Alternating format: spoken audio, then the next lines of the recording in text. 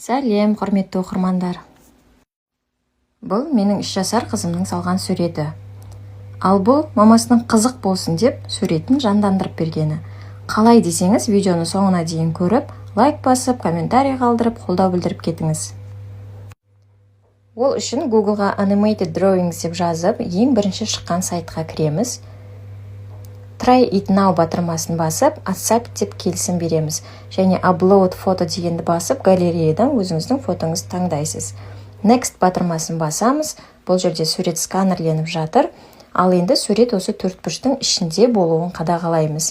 Келесі next батырмасын басамыз. Суретіміз толық сканерленді. Next батырмасын басамыз тағы да. Ал енді бұл жолы суретіміздің қозғалуы тиіс буындарына осы нүктелерді дұрыс қойып шығамыз. Егер нүкте дұрыс қойылған болса, next батырмасын басып, келесі этапқа өтеміз.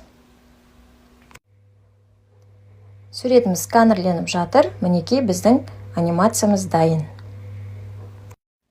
Төменгі жағына өтіп, өзіңізге қажетті анимацияны таңдасаңыз болады. Керегінің үстіне басасыз, анимацияңыз өзгереді.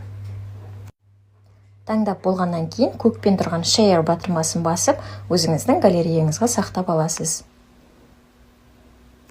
Назарларыңызға рахмет. Тіркеліп, лайк басып, қолдау білдіріп кетіңіз.